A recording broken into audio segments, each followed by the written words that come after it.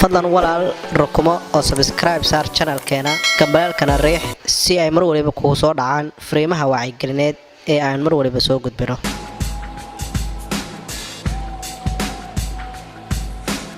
People in Mogadishu always complain about the difficulty of learning English language in Somalia.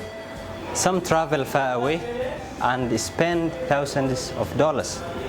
And my simple advice for anyone interested in learning this language is to join Frontier College. The courses are affordable, professional, and flexible.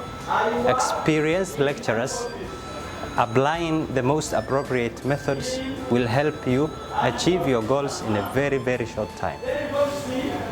One thing that makes the college unique is the well-structured classes and guided practice. There is also a Frontier public speaking forum, a fun and dynamic hour of chit-chat. The students practice all they have learned. Experienced lecturers will guide and lead the students. Personally, I joined Frontier College and improved my English massively. I can speak now confidently, fluently, and accurately.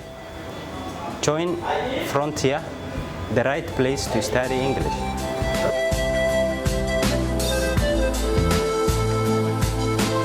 fadlan walaal rukumo oo subscribe saar channelkeena gambalaalkana riix si ay mar waliba kugu soo dhacaan fariimaha wacyi-gelineed ee aan mar waliba soo gudbino.